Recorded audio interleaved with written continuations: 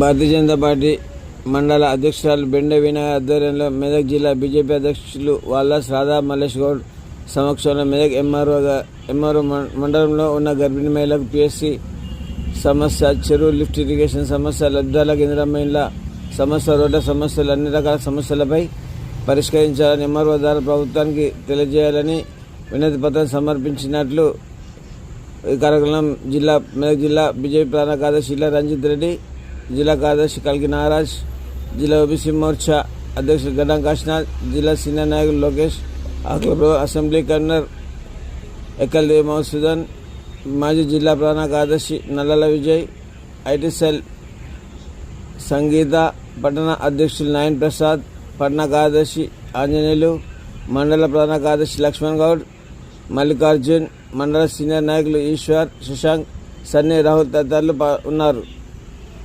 ముఖ్యంగా సిండికోట నుంచి వెల్లుర్తి వెళ్లే రోడ్ అయితే పూర్తిగా గత 40 సంవత్సరాల నుంచి అది అట్లనే ఉంది.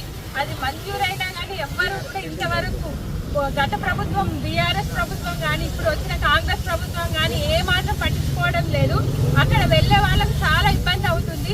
అక్కడ ప్రజాప్రతినిధులు ఉన్నప్పటికీ కూడా దాన్ని పట్టించుకోలేరు, దాన్ని ఎవ్వరు కూడా పట్టించుకుంటలేరు.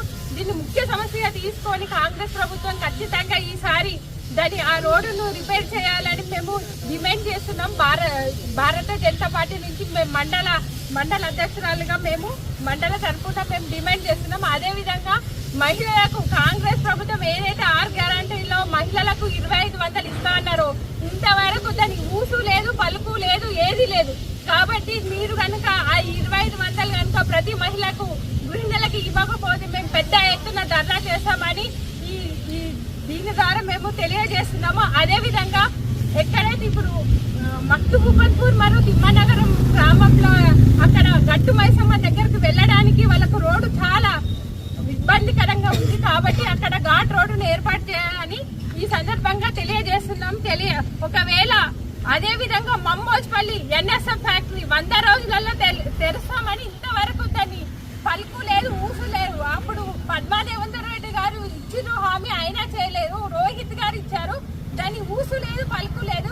ఒకవేళ మీరు కనుక అది ఎన్ఎస్ఎఫ్ ఫ్యాక్టరీ తెరిపియకపోతే మేము ఖచ్చితంగా ఒక రోజు దాన్ని పెద్ద చర్య తీసుకొని మేమందరం కూడా కలిసి ర్యాలీ లాగా తీసి దాన్ని రోడ్డు మీద బటాయించి ఎట్లా అయినా దాన్ని సాధిస్తామని మేము డిమాండ్ చేస్తాం. ఒకవేళ మీరు కనుక దాన్ని పట్టించుకోకపోతే మేము పెద్ద ఎత్తున ర్యాలీ చేసి మేము ఖచ్చితంగా భారతీయ జనతా పార్టీ నుండి ర్యాలీ తీసి దాన్ని మేము మా తరఫున ఎలా అయితే